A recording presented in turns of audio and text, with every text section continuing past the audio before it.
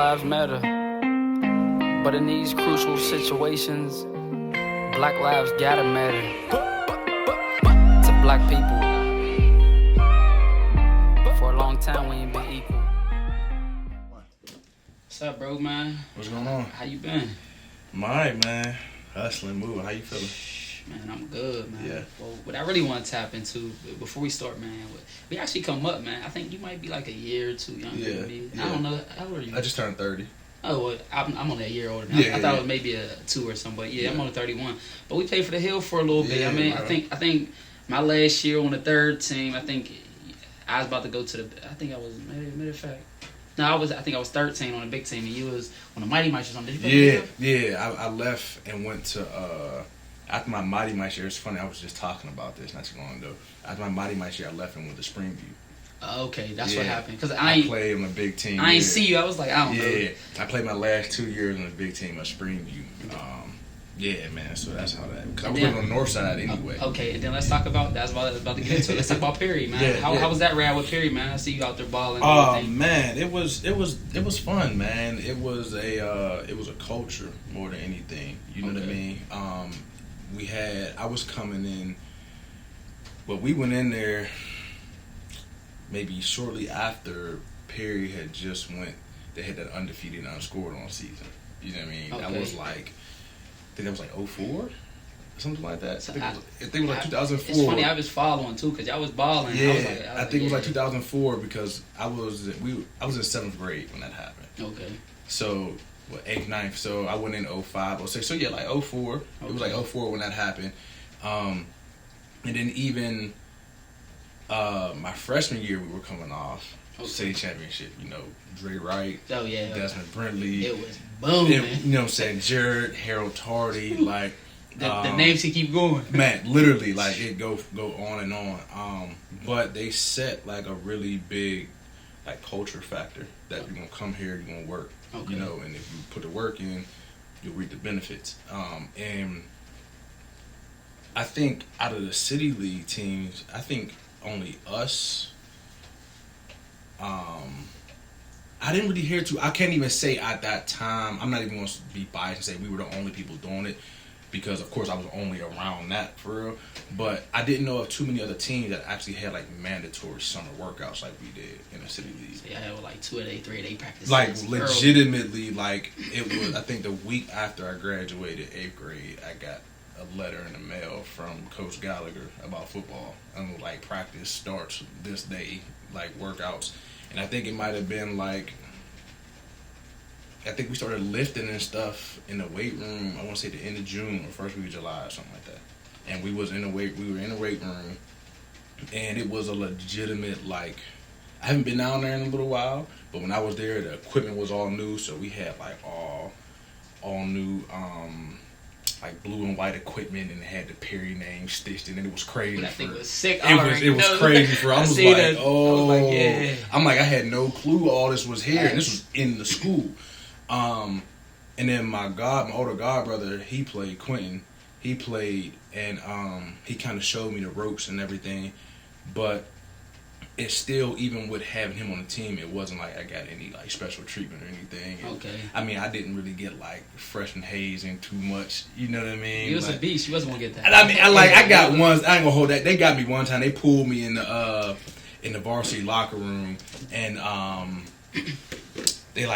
They grabbed my helmet. What it was, they took my helmet, and I think I don't know if my brother was there or not, or he might have been there. And they just told him like, "Don't do nothing." But all they did was grab my helmet, and then I went into the varsity locker room. And they sprayed me with a hose, okay. and then it wasn't nothing crazy, like crazy. You know what I mean. But some guys got it way worse. Like they was like when it would rain, they would throw guys in the mud. They would either throw you in the mud on the field, make you slide across, or you have to go yourself, and it was like you better just go yourself. You gonna go yourself? They never did it for me. Yeah, they never did it for me. I didn't really get that. But man, even after that, like once I got the plan, I battled some injuries there. I had a knee injury actually going into my junior year. I dislocated my left knee and had to get surgery. I missed like the first half of my junior year for real. And it was a tough one because I was supposed to start corner that year. Okay, so that was when you were supposed to get your roses. It was tough, man. And I came in, they started giving me reps But it was like they didn't want to rush it really because I had to get surgery and everything, so I missed LA. And it was literally the day after school let out for summer break is when that happened. So I missed like everything in the summer. I was there at practices though, and the coaches recognized that, like even during workouts, I was still go in there. I would get a ride up there, and I only lived down the street from the school, so I would get a ride to the weight room, and I would do all upper body stuff. And then after a while, when I was able to really do a little bit more, even with still being on crutches, believe it or not, man, I was doing like ladder drills on one foot. Oh. So I would do like everything one leg. I would just do front, side, and then kind of in and out. How long did it take for your full recovery? Ooh, that was probably like 6 months. Okay, so Yeah, it was probably like 6 months, and then senior year is when I came back and got activated. Man, it was full speed from there. So it was fun though, man. Being that period was something different. And I can honestly say there hasn't been many teams like that I played on. The only other team that was like that I played on was, I'll say, my senior year at Slippery Rock. Okay. And Hey, you jumping the gun. No, you good. I'm gonna get there. All right, so let's fast forward to college. Yeah. So how was that experience? And I'm talking about more on the field. Yeah. I mean, it was the same, man. I didn't have like a crazy illustrious career. I'm not gonna sit here and act like I did, you know. And it was more so just battling injuries. Again, you know what I mean? That's it. Coming out of college, I actually was supposed to go to West Virginia. Okay. I was supposed to go there. They came to an all-star game to check me out. Ended up getting an interception in it. But I fell 2 points shy of my ACT of what I needed to go to any D1 school. And my mom didn't really like believe in the prep school thing, so she was like, "No, you're not going there." So I went to CCAC for 3.5 years. All right, so this is the next question I want to know. So what's your motivation after, you was playing at a high level in football your whole life, actually. Right. You get to a certain point in your life and it's like, yeah, I'm battling injuries, I'm going through this, I'm going through that. So what's that extra motivation to say, I can't do it this way, but I'm going to make an impact in this sport no matter what? I knew that my story, and this is when I being like really like transparent on social media. Okay. I knew that my story would inspire someone that may be in my shoes, just because of the fact of I knew I wasn't the first, I wasn't the last that had to go through that. And I felt like it just needed to be told. But my big inspiration outside of that was simply, I knew, and I even said it out loud one day. And I think the first time I said it out loud it was like shortly after I graduated from Slippery Rock in 2016. I said, even if I don't make it to the NFL, I know that the connections I've made and the people I've met along this journey, God is going to place where I need to be successful anyway. You know, praise him, bro. You know what I mean? He's absolutely, bro. And that was my entire thought process behind it. Of course, I still had just that drive and passion just to play. But it was essentially, man, I just knew that, I was going to meet the right people. And we'll get into it, but, I mean, lo and behold, like, a lot of the things that I'm involved in now came from the people that I met along the way. So what's the roster looking like, man? What's out of NFL? You got any new guys that's up and coming that you could talk about? I mean, if you can, I know some types. Definitely. I definitely got some new. I'll drop a new. I'll give you an exclusive one. I mean, that's beautiful. Thank you. Appreciate that. I heard that he gonna give y'all an exclusive one. Yeah. Right here at Wisdom by Drew podcast. Yeah, so listen up, y'all. For sure. I don't want to. I do want to get into the college thing though. So I like just battle a lot of injuries. I went to Mercyhurst. Okay. Up in Erie. I know. 2012, yeah. So it's funny because the coach, Eric Thatcher, man, that's like a father figure to me for us, my guy. We're probably more like bros now that we're older because we talk so much. But he actually recruited me to go to Mercyhurst while I was at CCAC because they actually offered me when I was at Perry. Okay. And a lot of the coaching staff changed, but the head coach was still the same. So he knew my name and face and stuff. And he got me back up there. I got some scholarship money. And the summer of me going there, he actually left and started coaching for the Buffalo Bills. So it was like the only coach that really wanted me there was gone. Right. And I'm like, oh my gosh. And then I was the only City League player on the team at that. Only guy actually from the city of Pittsburgh. Other guys went to like Gateway, Short Terrace Valley, all kinds of, yeah. So it wasn't really like people were like, "Oh, what part of Pittsburgh are you from?" I'm like, "Well, I live on the north side." Right. Like, you right know in the what I mean? hood. Yeah. I'm like, I live on the hungry. south side. I live on the hill. I live on the north side. Like, I've been all over. And I'm like, if your neighborhood don't got a side in it, you're not from Pittsburgh. Like, you know what I mean? That's a fact. If it don't got some side tied to it, you're not from Pittsburgh for real. But there, man, I ended up running into a lot of discrepancies with the coaches. My freshman year, I actually, of course, like I said, injuries. I actually had a really bad concussion my freshman year. A lot of people don't know that. I had caught an interception in practice and actually just fell on my head. Like, I jumped up in the air, catching it backwards, and fell on my head, landing backwards. I like blacked out and everything. And I ended up missing the rest of the season from there, and it was actually messed up because the one and the two corner went down. Okay. So then I was getting bumped up to a two. I mean, I'm not gonna sit here and lie. My freshman year, like I was too big at corner. You know what I mean? I was coming in fresh, so I was like bouncing between safety and corner. Okay. In a sense. Did you have that playbook down pat, or were you on it? It wasn't even hard. It was just getting adjusted to the speed of college. Overwhelming. Yeah, I had been out of the actual game for a couple years. Definitely. But then going into my sophomore year, man, real good friend of mine, like a brother, my boy Brandon, he actually played for the Steelers for a good while out of Mercy, running back. Okay. He's from Florida. And that summer of 2013, after that first year, I went to Florida and stayed with him and actually trained with him and his trainer for like a week and a half. But then that whole summer, I just cut weight. I stayed on top of my diet. I think I dropped from freshman year. I weighed in at corner like 210, and then coming into sophomore year, I weighed in at like 185, and I was just super lean. And then I came in blazing. I was like literally, I had the highest production out of any corner on the depth chart. But because I didn't have the most scholarship money and I wasn't who they paid the most, of course, politics played into it. And then I actually ended up bruising my SC joint in the first scrimmage. I was dogging them. Like, the first scrimmage, I had 3 picks, like 9 tackles. Was killing them, bro. And I ended up getting hurt, like, one of the last plays. And it was to the point where I couldn't, like, hug myself, so it was hard to wrap up and make tackles. Played the second scrimmage, and you can see that I was hurt, basically. So it was a decline. It was a decline in the production on the second scrimmage. And they made me sit out the first week.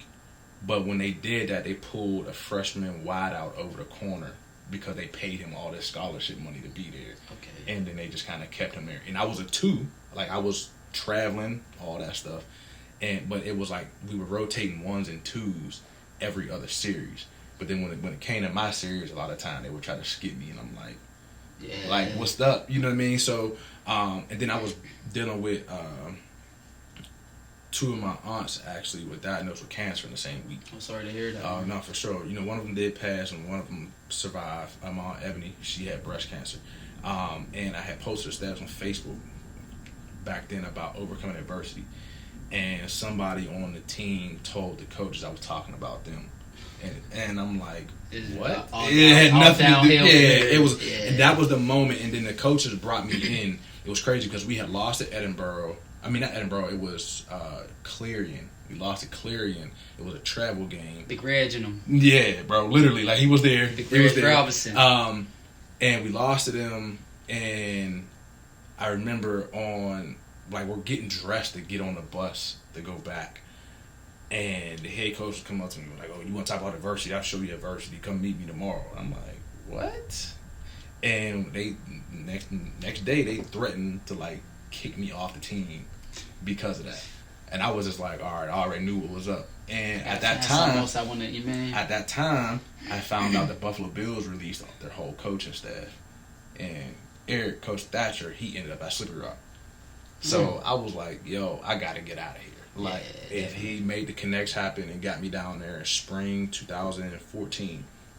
And then went down there and struggled a little bit because the playbook obviously was different. The defensive scheme at Mercyhurst, we play off man. Definitely. Slippery Rock, we played press man at corner. So it was a whole different ball. See, I was in that zone. Yeah, it was. No, in Slippery Rock, it was press man the entire time. Up on him. Jam him at the line. The entire time. So it was my off man at Mercyhurst was solid. You know what I mean? And they realized that, but then also was always good at tackling too. So after that spring, I remember like it was yesterday. It was the first day of camp. The first day of camp, my junior year up there, Coach Thatcher comes up to me. We're eating dinner before the first practice. We done went through meetings and everything, all the walkthroughs and stuff. I done did everything at corner. He comes up to me 45 minutes out. I'm like 2 hours before the first practice. We're moving you to safety. Don't fuck it up. Don't mess up. I'm like, what? Like, you just now telling me this, bro? I'm like, this is a whole different playbook. Exactly. You know what I mean? Like, it was a whole different playbook.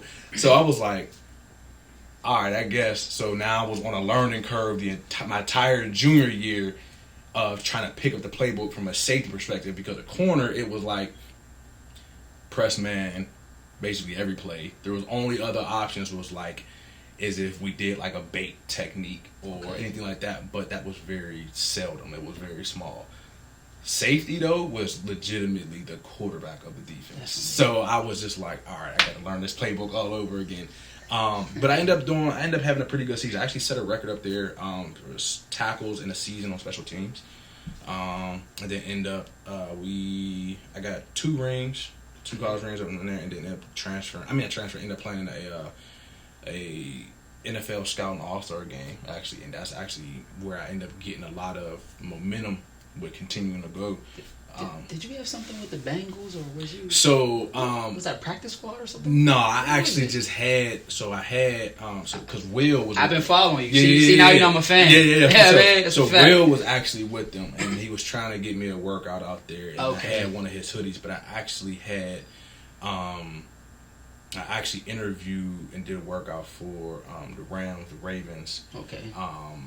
And then I talked to the Eagles and the Falcons. Oh, okay. And this was all from that All-Star game I played in. I was going up against D1 guys. Those guys from Miami and all kind of schools down there. And showing them I'm D1 too.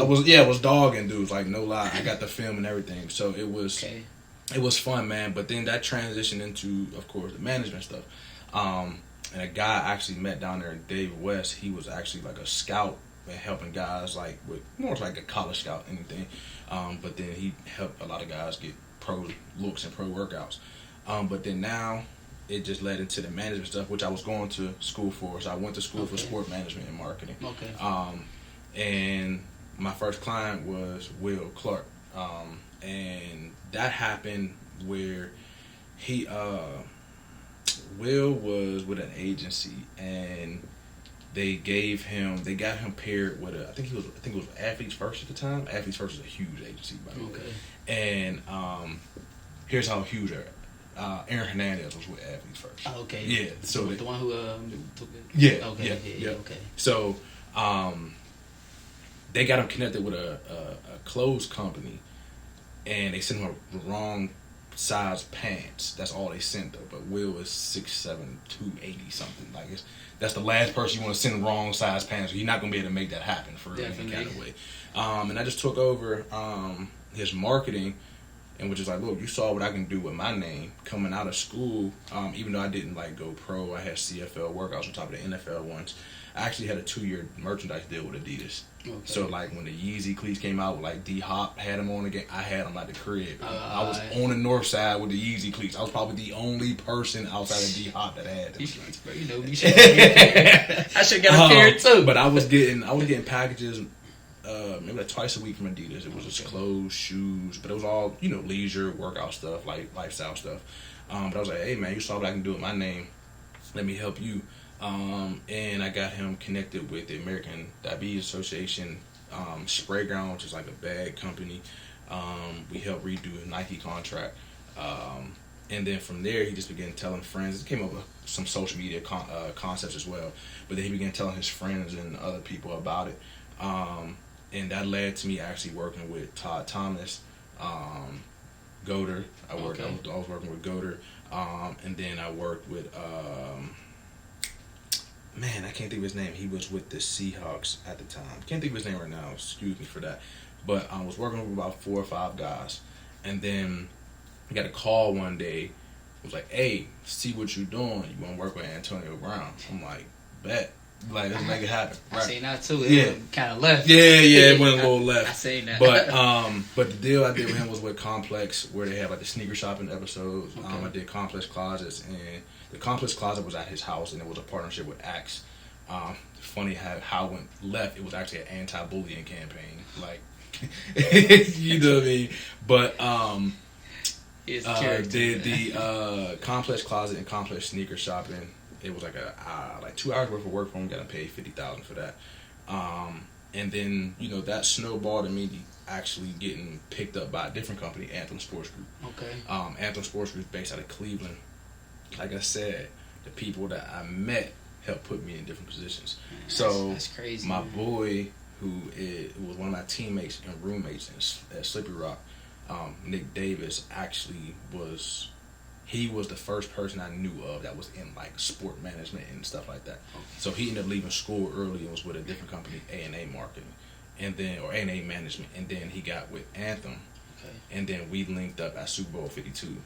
Okay. And he sat me down with CEO of Anthem at the time. It's all coming together. Yeah, and then he pulled. Then I got pulled into Anthem, and I was with Anthem for about a year and a half, and we just had some personal differences at that time, so I left and started Prive. That's what it's called. I call it Prive. Everybody does, but it's literally just French for private. Okay. Like it's not anything crazy. Well, just we about to have to wrap it up in a little bit, but my last question for you. Yeah. You in this sports, man. Give me them Super Bowl predictions, man. Yeah. Coming up on this season, I gotta know. Where you going with it. Funny enough, I honestly have no clue. I'm going to say that because being so behind the scene, you're like, yo. I don't care what's going on. Like, yeah, like a lot of times, like I stopped having like I used to be a huge Minnesota Vikings fan. Like, I've been a Vikings fan since like Culpepper days. Randy Moss and them? Yeah, bro. Like, you know what I mean? I was really there. Like, and once I got into this, I was like, I can't have a favorite team, and I kind of stopped looking at it. I usually don't have like a Super Bowl prediction until after like week 5. Okay. Because it's like, that's fair. You start seeing how people are, because, so for example, when the Steelers was hot last year, and it was 11-0? Definitely. And everybody was like, oh, they're going to the Super Bowl. I'm like, they're not playing well enough throughout the whole game. You know what I mean? And when you start getting them week by week, and you start getting later in the season, you start seeing who's playing complete games, and you're like, all right, these are people that can make some noise. So yeah, I mean that's really my thing with it. We're going on 10 years professionally in this. So I said the exclusive I said I was gonna give you. So I actually just started working with Jalen Green from the Houston Rockets. First round pick in the NBA draft. Crap. Yeah. Oh, you moving? Oh man. Yeah, so I just started working with him. That's why I was supposed to go to Vegas for NBA Summer League. I may still end up doing that because it's not until the 17th. It ends at the 17th, but yeah, man. He a dog too. Yeah. So working with Jalen Green right now. Get real. Yeah, man. I'm excited about it just because he attracts a lot of attention and a lot of brands. Like we've been, like I said, I'll give you the exclusive. We've been talking with like Snapchat on some stuff. They want to do a deal and working on that. We're working with we're in the works of talking with. Well, he just did a deal with Adidas, but we're like trying to get something together with Body Armor. Okay. And then yeah, man. So that's really the huge thing. And then we just today, let's say, locked in another deal for my guy Ryan Smith from the Chargers. Ryan actually went to a HBCU. He went to North Carolina Central. Okay. Messing with them black college. Yeah, black college. Of course. He went to North Carolina Central. And he won a Super Bowl last year with the Bucks. And he's going to be in a Nike campaign that we're getting ready to shoot. So like, he has to. There's for a new Air Force One coming out. Okay. Like, I can't show y'all what it looked like. Okay, that's it's fine. It's cold though. As long as we got the exclusive here, yeah. It's cold. Because I can come back and talk to you about it again. Yeah, for sure, absolutely. It's cold though, but so it'll be like a lifestyle shoe that'll be highlighting the shoe and more so just stylistically wearing it like you would jeans, t-shirt type of thing. But I think we're gonna be highlighting his Super Bowl stuff. And he's the only NFL player in the campaign right now. Everybody else is like college kids. So we had to go to LA to do that. Yeah, man. So that's really what's going on right now, man. Okay. And outside of that, we got real estate stuff. A guy, same partner, my guy Nick Davis. I tell him about from Anthem. He started a real estate investment group called Friends Investment Group and brought me in on that. And we just got valued at $1.8 million, maybe 2 weeks ago. Numbers, don't say it too loud, man. Don't say it too loud. Don't say it too loud. Don't say it too loud. And me, Nick, and my boy Jew, we are all part of a legal cannabis company too called Inland Farms out in California. So we got a farm out there. I think we sit on like 8 acres right now. I heard those things. Hey, but yeah, we press for time, bro. Absolutely. I know there's many things you can tell me. Man, I want to pick your brain about so much, absolutely. bro. I'm a fan, you know that, man. Absolutely. So when you talking, I just let you go. No, go for sure, long, for sure. We gotta wrap it up, man. Y'all heard exclusives here today, man. Absolutely. We here with the CEO of Prive. Yeah, y'all heard it here first, man. I got the exclusive. This is Wisdom by Drew podcast. We bees out. The best. Drew, all lives matter, but in these crucial situations, Black lives gotta matter. To black people,